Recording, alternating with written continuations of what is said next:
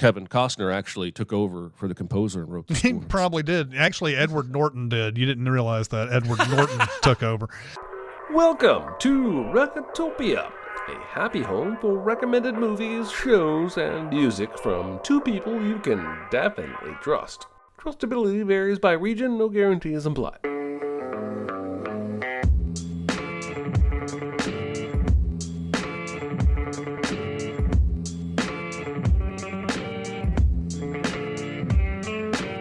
Now, here are your hosts, Chris Atkinson and Jeremy Scott.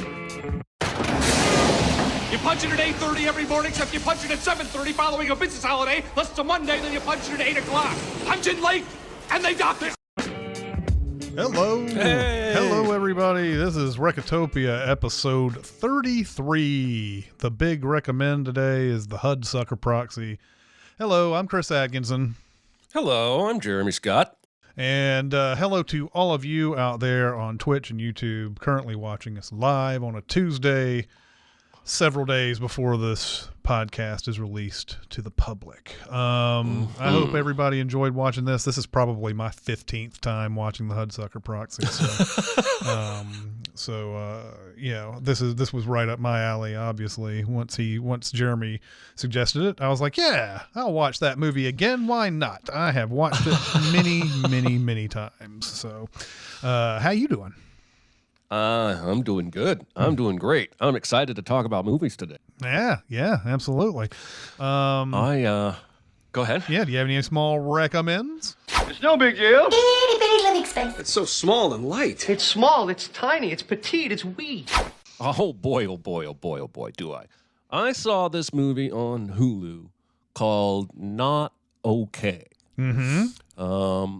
This movie stars Zoe Deutsch and Dylan O'Brien and Mia Isaac. Mia Isaac I had never seen before, I don't believe. Have you seen this? I have not. Okay. This Mia Isaac girl is incredible. She's going places. So this is a black comedy, a sharply satirical movie about a girl who basically is fame-seeking. Zoe Deutsch is amazing in this movie. She works at a magazine. It's actually a blog called Depravity. So it's kind of aping stuff like the Daily Beast or Vulture, stuff like that. Mm-hmm. And it opens with her pitching the editor on an article. You find out later she's not a writer. She's a photo editor. But she's in the office of the editor pitching an article about how much life experience she's missed because she wasn't in the States for 9/11. And she was abroad, and then everybody else has all this trauma, the shared grief experience. And the editor's like, I think we want to avoid any kind of FOMO about 9/11. Right. And so he goes, can't tone deaf be like a brand? Isn't that what Lena Dunham does? Oh, God. And she has a guinea pig named Guinea Weasley. Dylan O'Brien works at the blog, but he's the influencer writer, and he's become an influencer himself, and he's constantly blowing ginormous clouds of vape smoke everywhere. And he's really, really funny in this movie. She has a huge crush on him. She bumps into him and tells him that she got invited to a writer's retreat in Paris. And she just makes it up. It's a complete lie. And he's like, oh, awesome. I'm going to follow you on Instagram so I can see all your pictures. And she's like, okay, crap. What do I do now? And she's like, oh, yeah, I'm a photo editor. I'm going to start making Photoshops that make it look like I'm in Paris. And she starts to get a little bit of a following because he follows her back and comments. And then there's a terrorist attack right at the place where she says she's staying in Paris, a bombing. And so she decides to co-opt that event and play up that she's a survivor of the Paris terrorist attack. She goes to a support group. That's where she meets the Mia Isaac character, who's a real survivor of a school shooting. She tries to become a surrogate big sister to this girl, all while just making up lie after lie after lie. I went to look at the reviews after I saw this movie. This is on Hulu with a regular subscription. It's a Hulu original. And it's like got 73 on Rotten Tomatoes. And I read through some of the negative reviews, and they had a recurring theme that was that this character is completely unlikable. Why are we following her? Mm-hmm. That's the entire point of the movie. Mm-hmm. She even ends up, after she's exposed, she ends up at a support group for people who have been shamed online, trying to get pity from these people. Mm-hmm. And one of the girls next to her says, "You're just a rich white girl who still thinks she's the main character." Mm-hmm. And that is the point of the movie. Yeah. That she's not the main character. Neither are you. Neither am I. None of us are. I loved this movie. It goes on the back of Zoe Deutsch, who I already love from Flower, a couple other movies. She's a tremendous talent. But Dylan O'Brien is surprisingly hysterical in this movie. If anything that I've said sounds intriguing to you, give this a look. I think you would enjoy this. But just know going in, she's a terrible person. And that is the point. Yeah. Yeah, I like Zoe Deutsch. Was it Everybody Wants Some was the first time I saw her.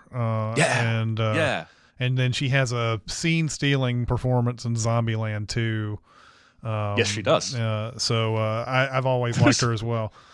There's a scene where she goes to the influencer guy, Dylan O'Brien's having an influencer party.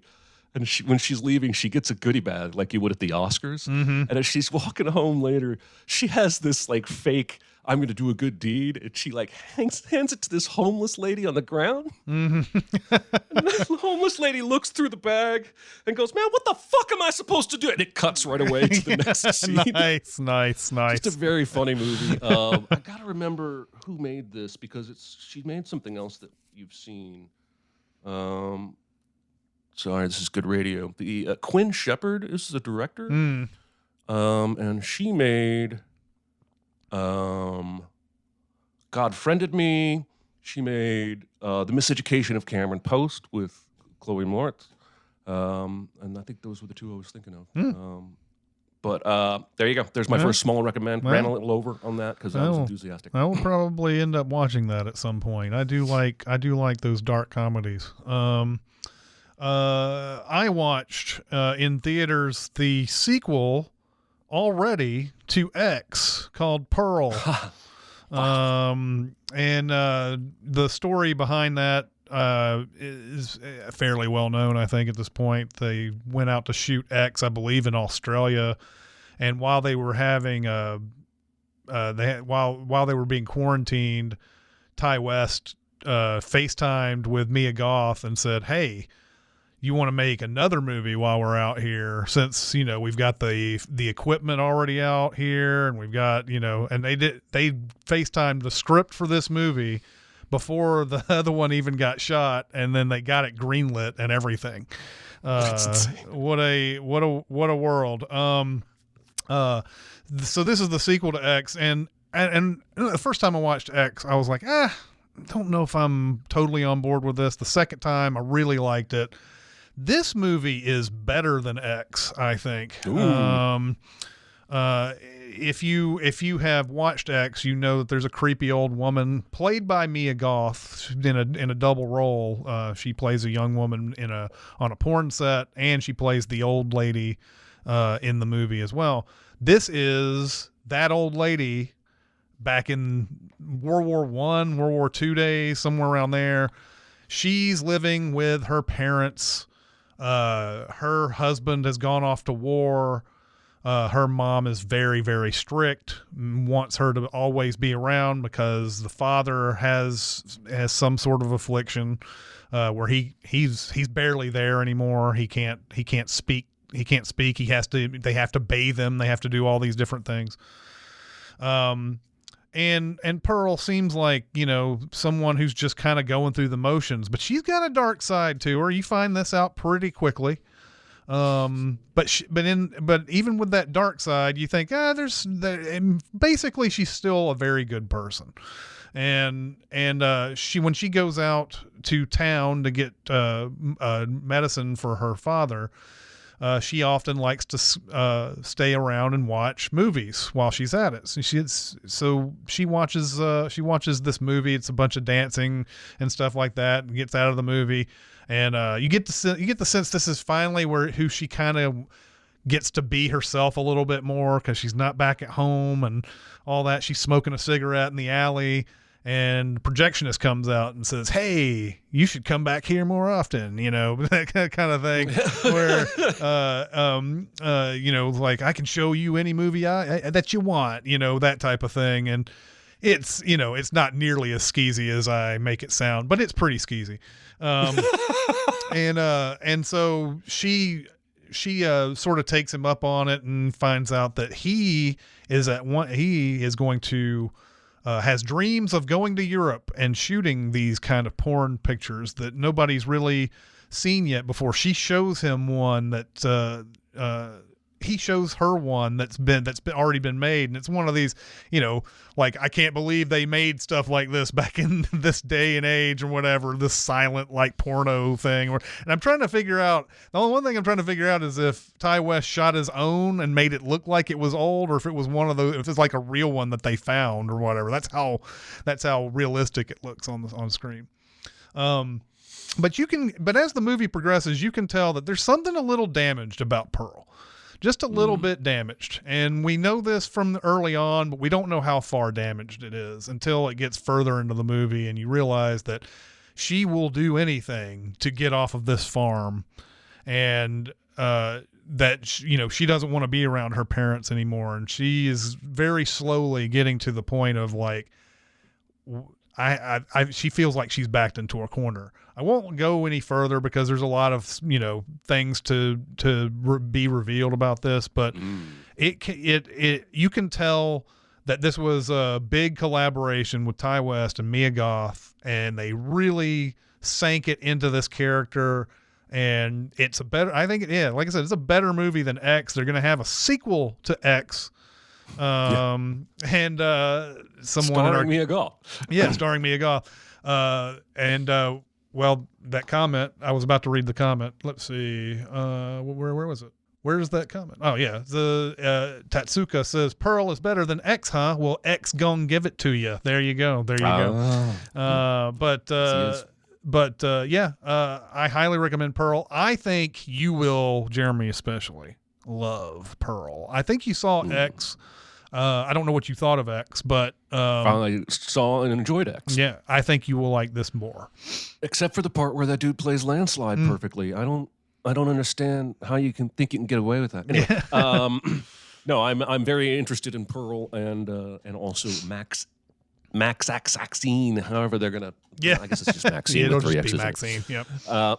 But I'll have to check it out. I'm going to recommend a movie that, let me double check, I'm pretty sure is a 39 on Rotten Tomatoes, but a 6.6 on IMDb. And this is a movie that, frankly, most people I don't think have seen. It's Bill Murray in The Man Who Knew Too Little. Ah, yes. Which is after his run of What About Bob and Groundhog Day, and this is in his string of misses with, like, Larger Than Life. And this is a movie where he's just a dumbass American.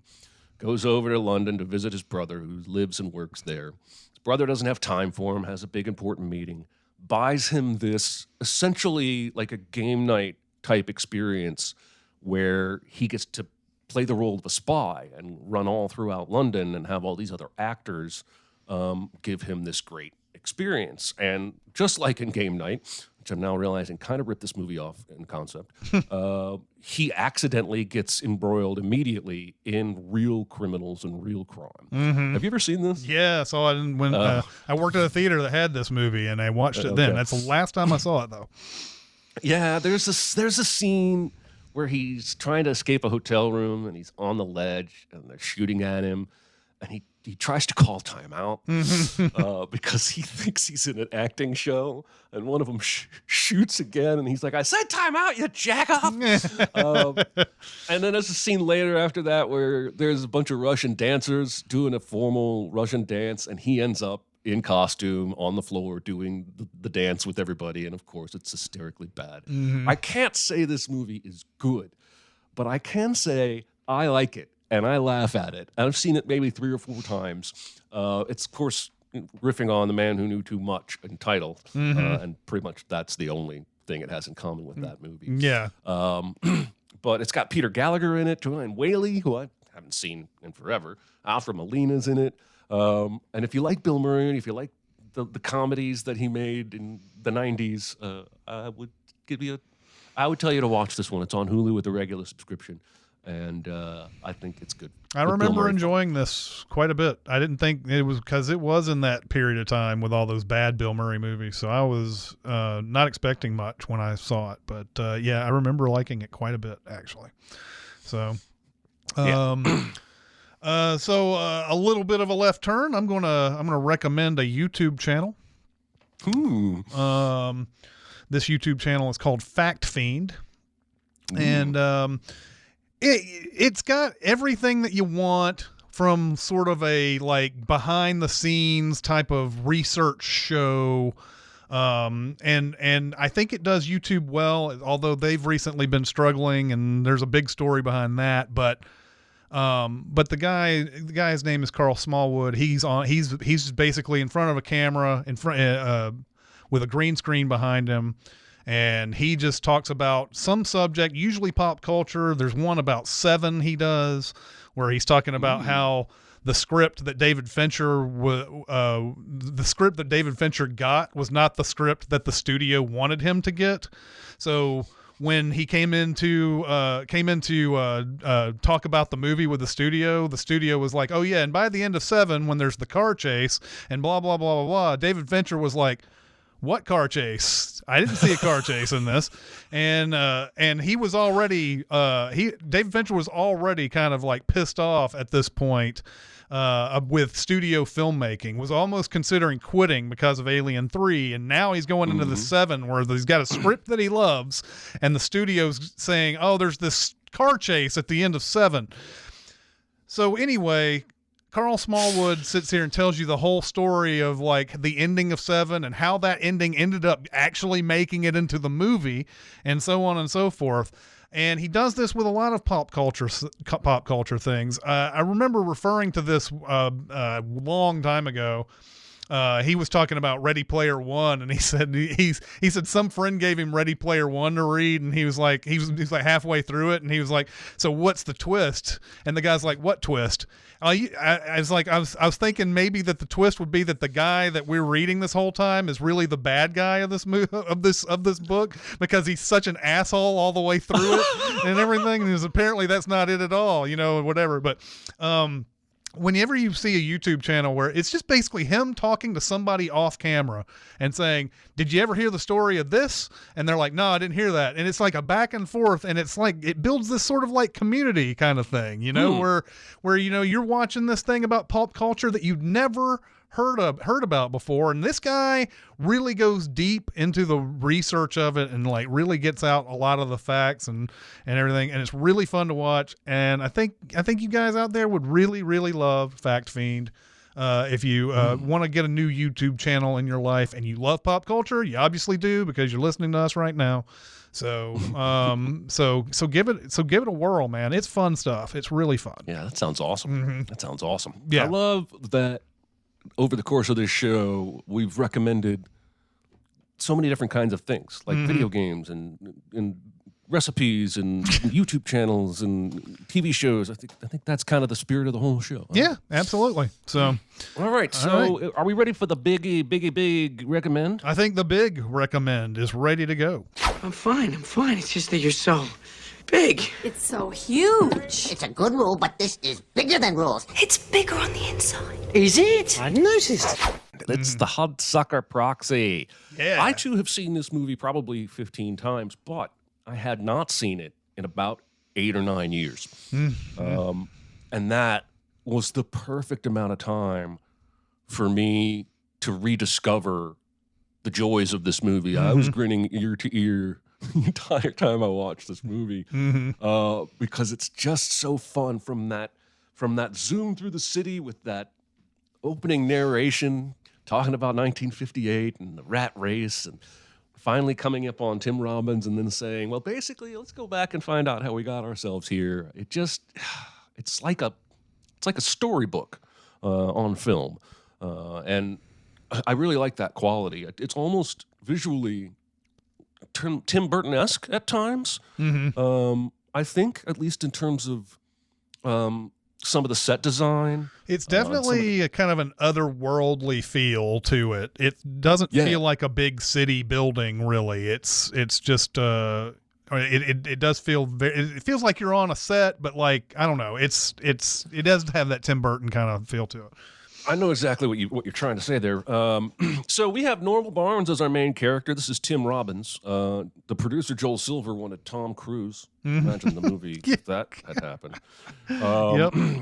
Tim Robbins' height actually works to his advantage in this movie in terms of some of the physical comedy that he does and some of the juxtaposition between him and other characters. He gets off the bus from Muncie, Indiana. And let me tell you, I've been to Muncie, Indiana, probably 30 or 40 times. I used to live very near Muncie, Indiana.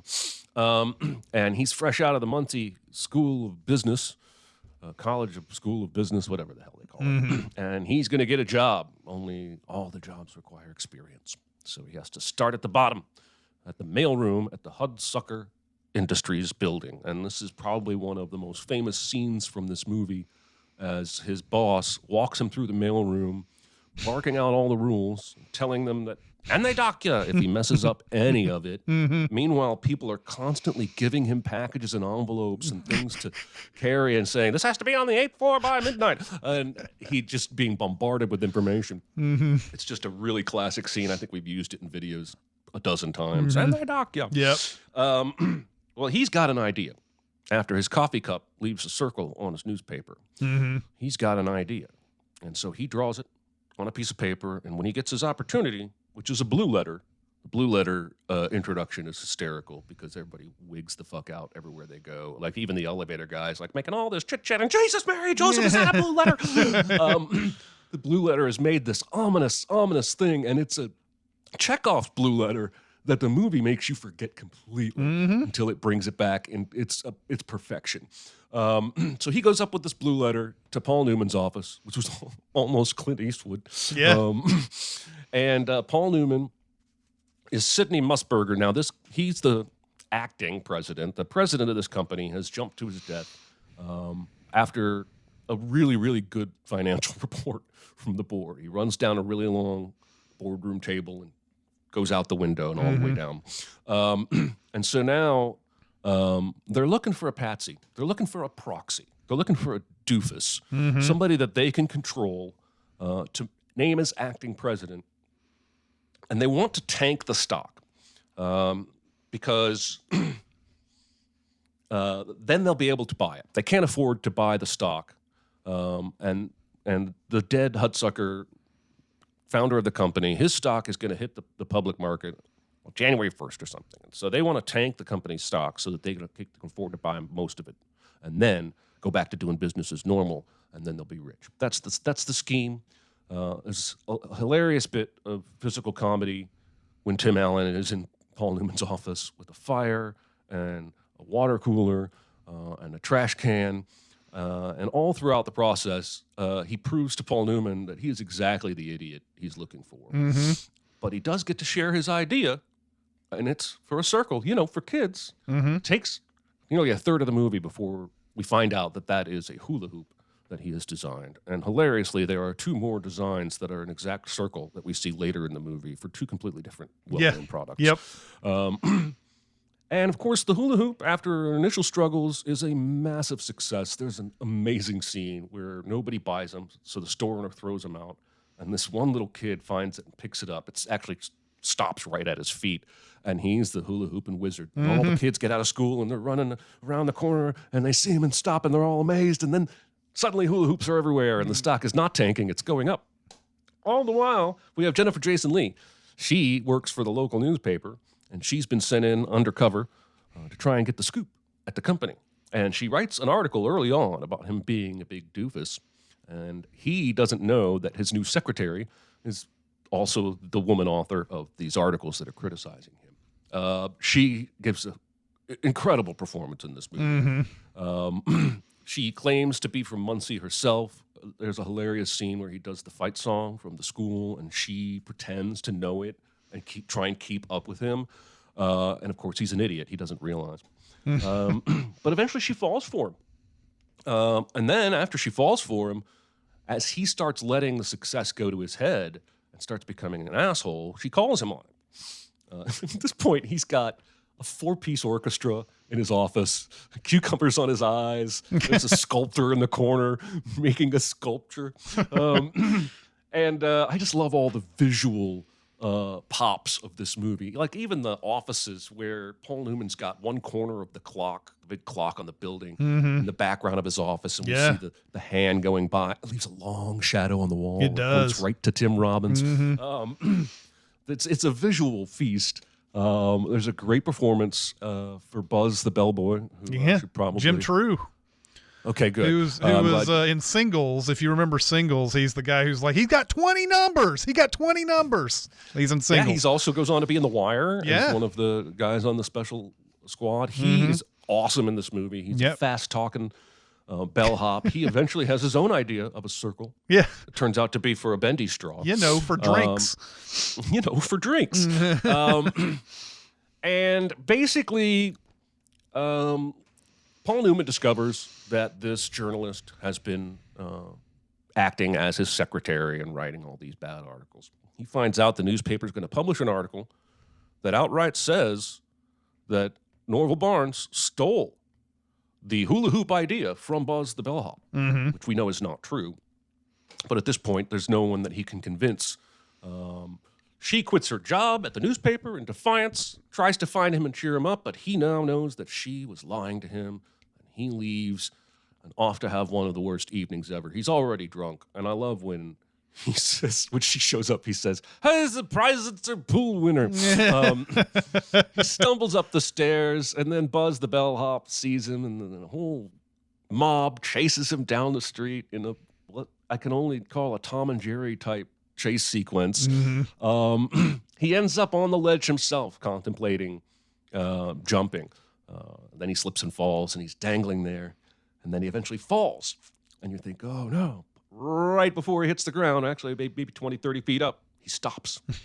And we cut back to the narrator, who's also the clock keeper of this building, and he has wedged a broom handle into the clock, and it stopped the clock. And that actually has effectively stopped time. We see the ball desk toy in Paul Newman's office is frozen in his lap.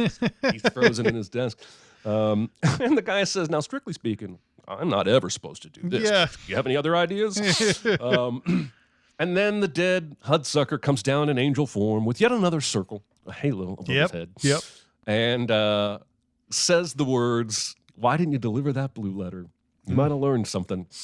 And even having seen this movie so many times, I got so caught up in it this time. I was like, the blue letter, that's right. I forgot how this ended. And the blue letter, of course, bequeaths all of the stock to whoever that board names president, which ends up being Norval Barnes, and the day is saved.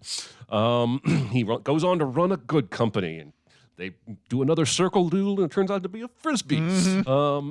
I love everything about this movie. I love the score. I love the visual flair. I love the sets. I love the acting. Everybody's great. I can't imagine Clint Eastwood or Tom Cruise or anybody but Paul Newman and Tim Robbins in this movie. Yeah. And it's PG. I forgot this movie was rated PG. Yeah. All right. Yeah. Let's hear from Chris. What were your thoughts this time around? The circle thing was something I kept a lot of tabs on during this one. The circle that forms around the future is now Shawshank. Hudsucker classified ad is the first circle that we see. Of course, he has the circle that he is going to eventually make the hula hoop. The clock itself is a circle. The halo's a circle. You can even say the story comes full circle because he is in the mailroom, and then by the end of it, he has to get his mailroom outfit back on to get the blue letter out and everything. Yep. There are so many moments of just pure Coen Brothers comedy in this. Like just the way they shoot a movie a lot of times. Like, he's looking at those classified ads on those little boards outside and everything, and like all the images are like coming in, like, you know, like what is, you know, experience, and there's that whole thing too where there's that whole like where the hula hoop is getting like approved through all these different processes and everything, and you see like, you know, all these like overlays of people stamping and stuff while it's doing. You have that moment where they're trying to come up with the name of what this is, which Sam Raimi is one of those people who's behind the glass trying to come up with the name for the hula hoop. That's awesome. But again, this movie, you know, as much as it focuses on Tim Robbins and as much as it's amazing to see Paul Newman in it, this is Jennifer Jason Leigh's movie for me. Everything about her performance in this movie makes me fall in love with her, especially the scene where she's at her desk and she's talking to Smitty, played by Bruce Campbell, and there's a guy doing a puzzle, trying to work out a crossword puzzle thing for the newspaper in the back, who keeps on throwing out this, like, what's a 10-letter word for this and what's a 5-letter word for that, and so on and so forth. Yeah. She's talking to Smitty, to the guy doing that, and then gets on the phone and starts talking about what she's going to do with this story. And, you know, and she's like, let me tell you this, Smitty, here's the gravy, blah, blah, blah, blah, blah. And, you know, like, and she's sitting there, like, typing with this cigarette in her mouth and everything. I love the way that she says, you can consider this my resignation and all that, like when she's walking out and kicks that dude in the shins. Then I also love how they manipulate time in this. There's so many things in this that make it seem like, I don't know if the movie is literally saying this is happening all in a day. It's really just trying to tell you how fast things are going. Like, for instance, the hula hoop being sent to market.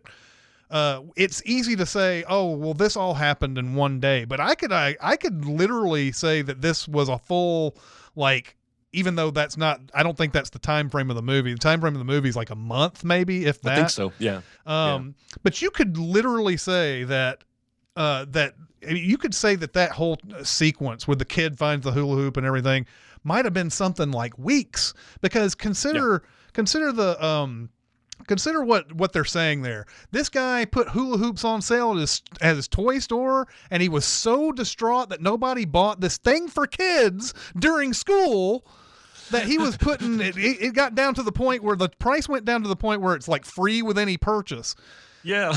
And then he throws them out, and then you have this wonderkind who finds it on the sidewalk and stuff. To me, you could say that this is how a lot of products have issues with. They don't come out at the right time. Like, if this comes out in the summer, then the kids are all getting hula hoops and trying them out, and you get the Wonder Kid a lot faster. This one does say that this one does seem to say this all happened in a day, but I think the movie's kind of saying this may be weeks or something like that. Like, in a real world, it's just weeks that this takes. Well, and he even says at the end, you know, you go to the top really, really fast, but the fall is always slow. And I forget the exact quote, but that sort of mirrors how the movie goes, because it all happens really fast. And then on his last worst day, we spend a bunch of it with him. New Year's Eve. Mm-hmm. I love the language of this movie. Mm-hmm. The Coens always have good language, good dialogue, but I love the old-timey correcting each other, like the 44 floors, 45, counting the mezzanine. And then in the same conversation, it's 45 floors, no, 44, not counting the mezzanine. And then later, they're not even talking about the building floors, and the guy still brings the mezzanine into the conversation. Yes. At the very end, when he's trying to read this letter and he's struggling, of course, he's hanging in the air. But Hudsucker keeps correcting him because he says, fall. It's fail. And he says, and if you fail, and he says, no, it's fall. It's just, I think, I don't know. I think there's just such a sharp focus on dialogue. It's not even 2 hours as a movie. I feel like it's just very tight. Everything was just very confident and tight. I love it. Well, and yeah, you bring up a lot of the other. There's just general masters doing everything in this movie. You have Roger Deakins, who's always on the Coen Brothers movies, who's doing the cinematography. Carter Burwell, one of the best composers of all time, is doing the music. Although they are using a known piece of music. I think it's called Adagio for Spartacus or something during this. But that just blends in with it. By the end of the movie, you're gonna be like, there's gonna be music in here that's just gonna be in your head, especially like that Adagio for Spartacus is gonna be in your head. The music that's playing during that whole like whirlwind thing where the hula hoop is getting approved and all that, you know, all that. So yeah, there's just a lot of masters working on this. And the mystery of this movie to me is that I know lots of people who do not like this at all, do not put this anywhere near the top of the Coen Brothers heap. And the Coen Brothers set the bar pretty high. I mean, there's a lot of great movies, but there's some people I know who would put this at the bottom and not have any worries about it. And to me, I'm like, I just watched this again yesterday, and I have some nostalgia for it, but at the same time, like, how do you not see all the greatness that's in this movie? I don't understand it, you know?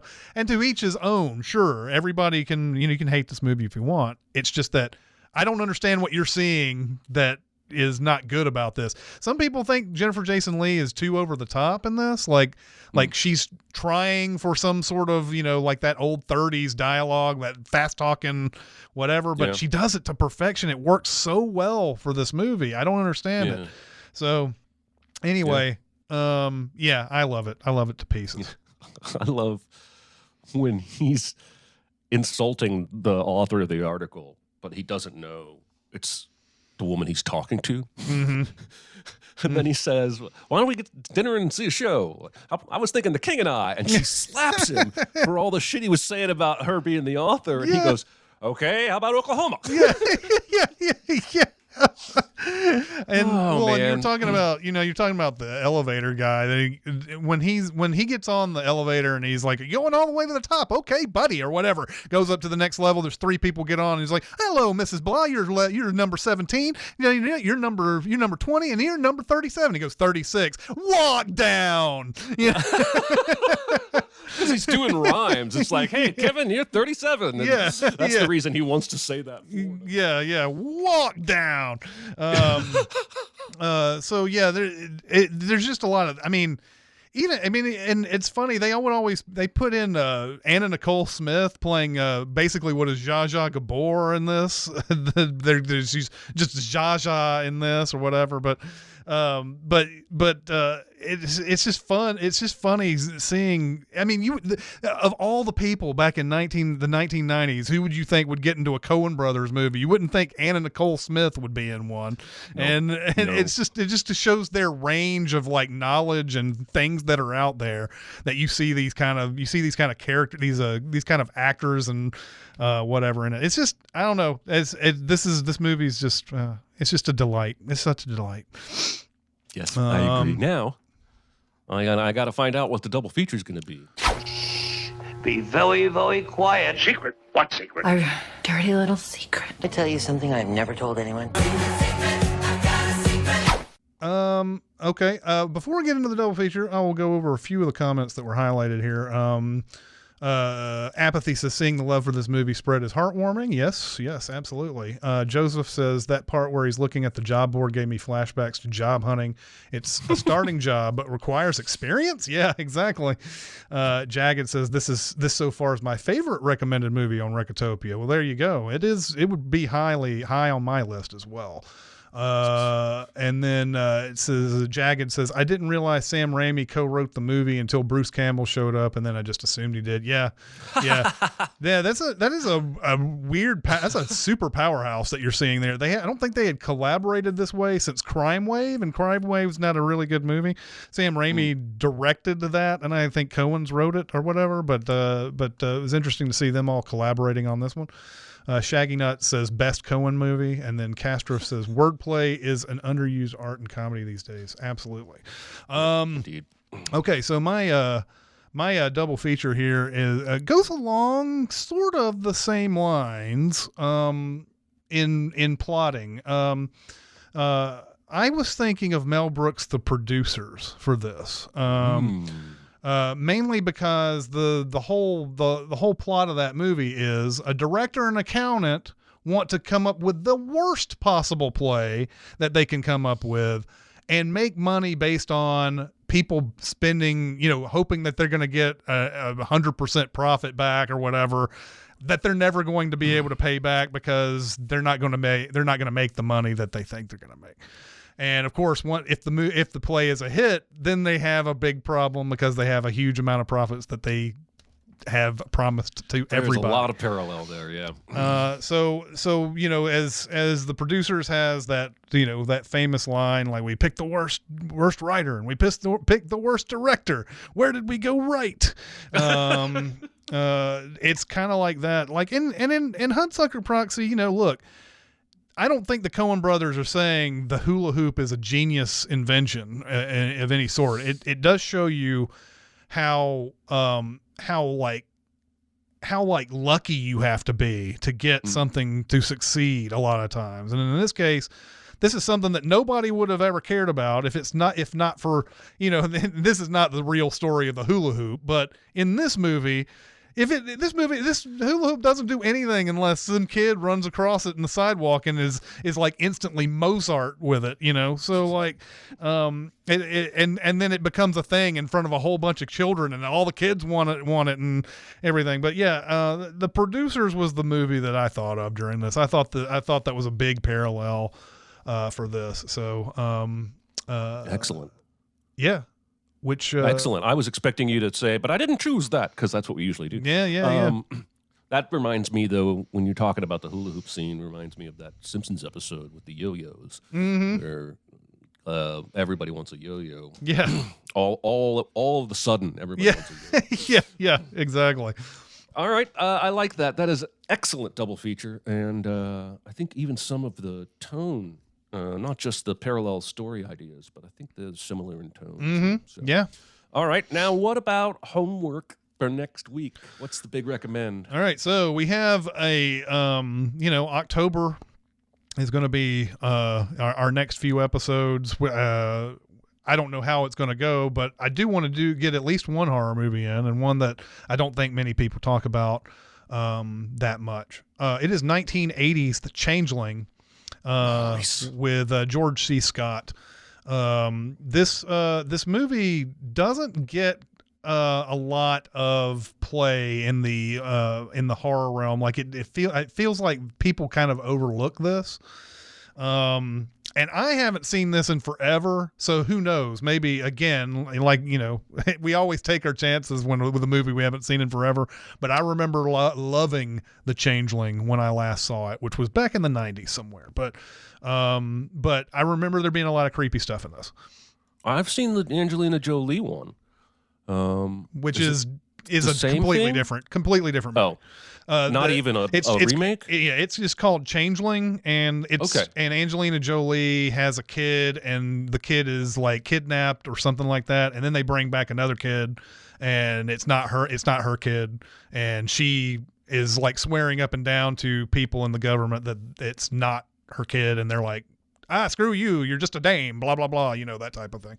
This movie is a horror movie, and it has nothing to do with that Angelina Jolie movie. Although the Angelina Jolie movie's pretty good actually overall. But, I liked it. By the way, folks listening, the Changeling, the 1980 version, or I guess it's the only version. I'm going to tell you all the services you can find it. It's on Plex, it's on Vudu, it's on Tubi. It's on a P with a bunch of colored circles next to it. I don't know what that is. Is that Peacock? I don't know what that one is. It's on the Roku channel if you have a premium subscription. It's on Amazon Prime if you have... it is Peacock if you have a premium subscription. And it's on Peacock. Lots of places to find this one for free if you're willing to watch some commercials, and even a couple places for free. No commercials. And you said you've seen this? I've not. No. You've not seen I was this. thinking Okay. It was connected to the Jolie film, and I would have at least some... concept, but no, I've never seen this. I'm excited to watch this. George C. Scott and once again, I'll remind everybody, because we did talk about the Angelina Jolie movie a little bit. This is 1980, George C. Scott horror movie, not the Angelina Jolie movie. So just keep that in mind. You are going to type in Changeling into your various streaming services, and that Angelina Jolie movie will come up. Watch the George C. Scott 1980. Yes.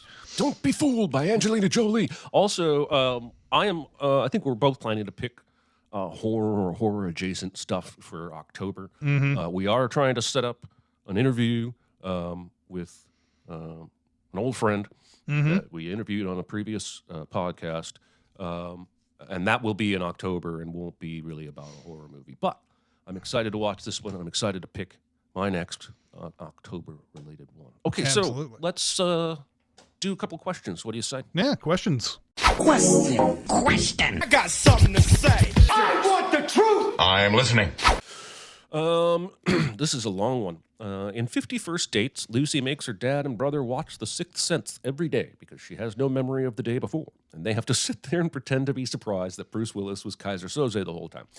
What movie would you love to watch every day with someone who was discovering it for the first time? Conversely, what movie would drive you batshit insane if you had to watch it every day? Well, obviously, I'm going to give them Back to the Future. I'll watch that every day. In fact, I did that a long time ago, watch Back to the Future every day. But Back to the Future would be a great one. The Prestige is one that I would love to see somebody watch for the first time a bunch. If there was a crazy, I was thinking about the spirit of that question. Like, obviously, you wouldn't want to see anything bad, but is there a movie that's good that you wouldn't want to see every day that would drive you crazy? And I was thinking something along the lines of My Dinner with Andre or Primer. Those would be those type of movies that you wouldn't want to watch every day. Because they're good, but it's like I don't want it every day, and I can't have that every day. Man. So I would say for the one that I would want to watch every day, either Iron Giant because it's just so damn perfect. Or The Matrix, because I did get to watch my niece and nephew see The Matrix for the first time when they were teenagers, and it was awesome. And it's also my favorite movie, so I wouldn't mind watching that every day. On the flip side, I think any Darren Aronofsky film... Oh, yeah. Just because they're so fucking depressing, even though most of them are excellent. Like... Requiem for a Dream, Black Swan, The Wrestler. If I had to watch any of those every day, I would be in such a bad headspace. It would just be awful. Yeah. What do some of the commenters have to say? Any good ideas over there? It says 8 says The Prestige, aping my own pick there. That Weta says Princess Bride. I love showing that one to people. Yeah, Princess Bride would be great. Movie I'd love, The Martian. Movie I'd hate, Dumb and Dumber. Yeah. Cool.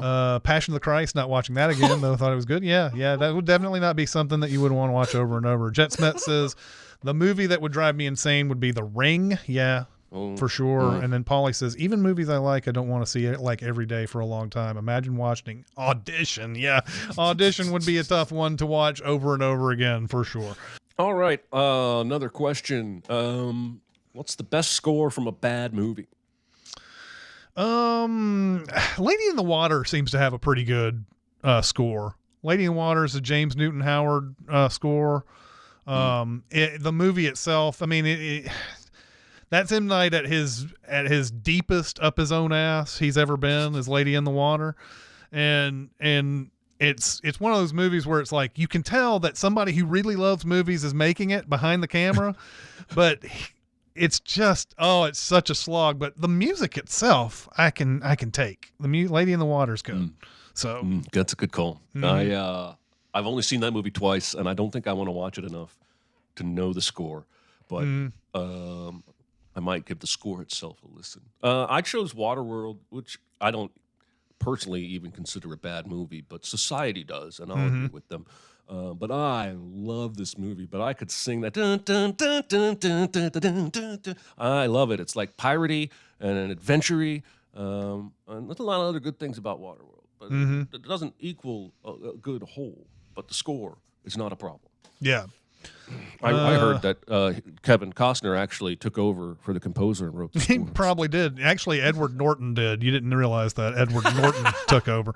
Over on the comments, Joseph says, Raise the Titanic is a score I like. Movie is not great.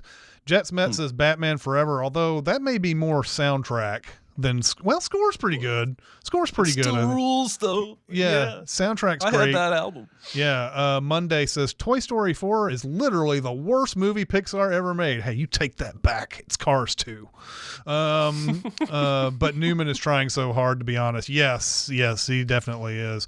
Jagged, Pirates of the Caribbean 2 through 5 have amazing scores. And I believe that's Hans Zimmer who's doing Pirates of the Caribbean, although it could be Hans Zimmer and somebody else, or somebody who's like under Hans Zimmer or something, like one of those type of things. Hans Zimmer these days, like a lot of times it's like, that's a Hans Zimmer score, and then you find out it's Hans Zimmer and somebody or something. Especially some of the Snyder stuff. Yeah. It's like Hans Zimmer and then it'd be like a DJ name or something. Like, what's that? Captain Death or whoever did the score for, I don't know his name, but the Batman v Superman was a combo. Oh, yeah, I know what you're talking about. Yeah, I can't remember. I forget. Anyway, I'm not even going to Google it. Yeah. Let's do another one. Good movie that most people seem to either have never seen or forgotten about. This is the premise of this podcast in many cases, but pretty much. What do you got here? And I've said this a million times, but the one I feel very few people have seen is Zero Effect. And I try to espouse that movie as much as I can. However, you know, it may be hard to find these days, and who knows? I don't know. People may not like it as much when they see it. But I think the one movie that people have forgotten about that is great and probably should have won Best Picture in 1997, L.A. Confidential. I don't seem to hear much about L.A. Confidential anymore. It seems like a lot of movies from the 90s have gotten their resurrections and everything, but LA Confidential has sort of been one of those that's just top of the line excellent that people have just forgotten about. So I've even thought about making LA Confidential a big recommend at some point, but I've been trying to gauge whether or not it was a movie that nobody's talking about, or if it is and I'm just not seeing that conversation. So yeah, by the way, somebody said Junkie XL is the guy who's been doing music with Captain Death. Captain Death, aka Captain Death. I think eventually, if this show goes long enough, my answer is one that I will make a big recommend, and it's 1998's Safe Men with Steve Zahn and Sam Rockwell and Paul Giamatti, where a couple of crappy musicians and singers get mistaken for expert safecrackers and get mixed up with the mob and the Stanley Cup. It's one of my favorite underrated films that I know one person besides you who has ever talked about this movie with me, and the rest of the world just doesn't seem to know it exists. So that's my answer. Over in the comments, Jets Met says 11-14. It's a movie with Patrick Swayze. I've never even heard of it. And Shaggy Nut says Time Cop, which I know is a big one on your list of like all time kind of like, you know, fun movies that, you know, people don't really. That is also batshit insane. Yes. Right. Is Ouija Shark a thing, or am I just reading this incorrectly? Or is it just Ouija? Is it just Ouija? I don't know. I can't quite tell based on that. I hope there's a movie called Ouija Shark. I hope so too. If there's not, go to Tubi. There you probably find one. That Ouija says Out of Sight is amazing and not enough people have seen it. Very, very correct. Castro says Hoodwinked. Yes. I've heard this. Hoodwinked is really good. I've never seen it. God dang it. It's like a Little Red Riding Hood cartoon that's sort of Shrekified. Kind of Shrekified, but not as annoying as Shrek, I don't think. I believe Anne Hathaway is the voice of Little Red Riding Hood in that movie. Equilibrium, great choice, is another one. Yes, an awesome choice. Yeah. I love that. So yeah, all of those are good. So yeah. All right. Let's do one more and then we'll wave goodbye. All right. What is the most recent interesting movie factoid that you have learned? I mean, I actually gave it away during the Pearl recommendation. The fact that they went to Australia and they had to have a 2-week quarantine where they were sitting there waiting for all of that to get done, and in the middle of all that decided, hey, let's write the prequel to this movie before we even make this movie. And then they got it greenlit before they even made made X. That is astounding to me. That's absurd. It's such a great story, and to have done that, and then just make the movie while you're out there, and it's just happens to be great when they get it done. So I have two. One I didn't write down. I love the factoid I learned this several months ago about the end of Free Guy, where they use the Captain America shield and the lightsaber being shot after the bulk of the movie, but Fox had been acquired by Disney, and Ryan Reynolds and the director went to whoever and said, hey, now that we're all the same company, can we use a couple of Disney and MCU stuff at the end of this movie? And it's one of the best moments of the whole film. yeah. And it just occurred to Ryan Reynolds. And then another one I just read last week is that almost all of the night scenes in Jordan Peele's Nope were shot in broad-ass daylight. Yeah, that's because they insane. basically invented a new lens that uses different infrared wavelengths. And I read about it, and I still don't know what they did, but I think it's going to change a lot of things in cinema in terms of, because you can't shoot with kids after a certain hour. Yeah. So imagine you're making a movie like Goonies, and now you can just fake night. Because I'm usually really good at seeing when they shot in daylight and then just darkened it in post. But that's not what happened here. They used a special lens. I couldn't have told you that any of those scenes were shot in the daytime. Yeah.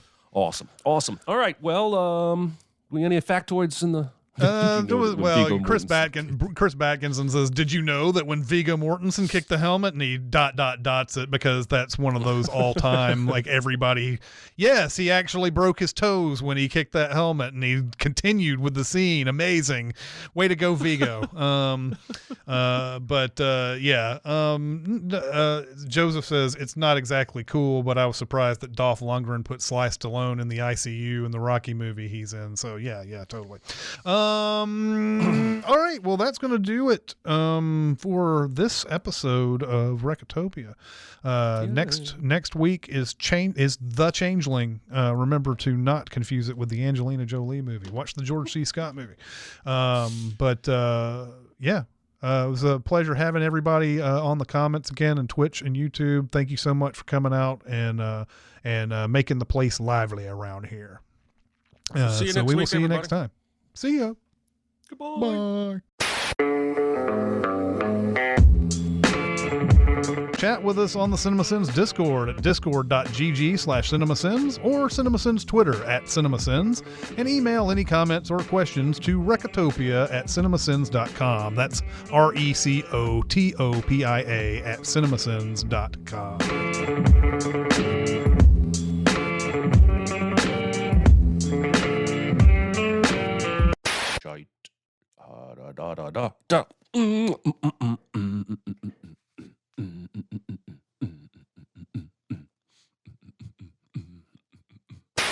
I was like, it kind of fucked Wanda a bit in this movie.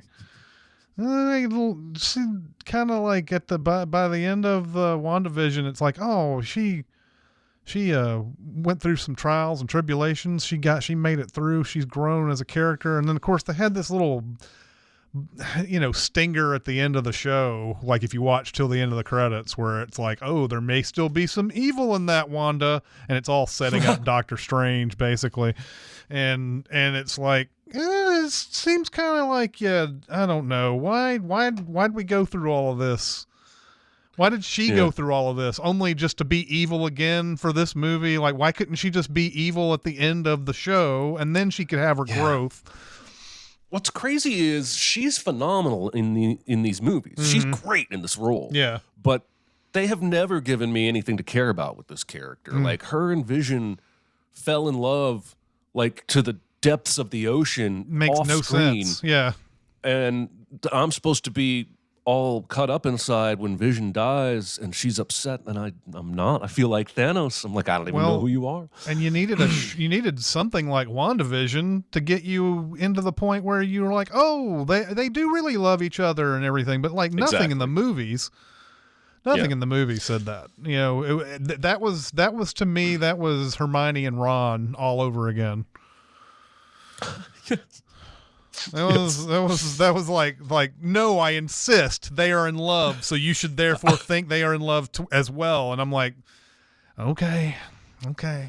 Say, did you see any of that Alan Rickman diary stuff that was on Twitter? Yes. Yes. I mean, it doesn't sound, first of all, my first question is how does this happen? Yeah, same. The man has been dead, and somebody finds this and leaks it? That seems really rude. It's really sketch. Yeah. Unless it's like his direct, next of kin, and he had written authorization. I don't know. Yeah, I don't know. But, I highly doubt he'd be like, hey, by the way, tell people that I didn't want to be in Harry Potter after the second movie. Tell people how little I thought of Emma Watson's accent. Right. Yeah, I mean, it's not quite as scandalous as the headlines made it seem. Mm-hmm. I do think it's interesting because his feelings about Harry Potter seem to have evolved and changed over the course of making 8 movies, to where he almost seems really proud of it by the end. But yeah, listen, I'm going to tell my wife after I get off of here, don't release my private writing after I'm dead. Don't do it. Yep. Because if I wanted that shit out there, I would have published it myself. And yeah, I feel like most of the people he mentions by name, like Emma Watson or Daniel Radcliffe, are mature enough at this point to take that all in stride, and I'm sure they had a solid relationship with him. Well, and we were just kids, and we were stupid kids, and all that. He's almost his character from Galaxy Quest. He's exactly his character from Galaxy Quest.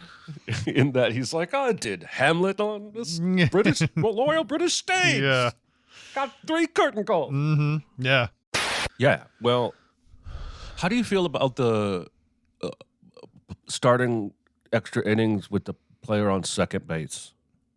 In general, I like it. Yeah. Because it leads to more action? Yeah, and the home team already had an advantage anyway, being sudden death and everything, but I don't know. I don't know if the intended purpose of it, which was to shorten games, is actually happening. Because yes, there would be some games once in a blue moon. You'd get something that would go 18 innings or something like that, which is insane. But I don't think it happened often enough that I don't know. In general, I like it because it does. I don't know. Are they doing that in the postseason though? I'm not sure if they're doing it in the postseason. I don't think so. It's kind of like the NHL and their shootout and everything. Yeah, it's kind of like the shootout. Yeah. So I think that's fine. I think it's fine in regular season. In postseason, no, I don't think it's fine because far and away the home team has the advantage there, and as they should in the playoffs.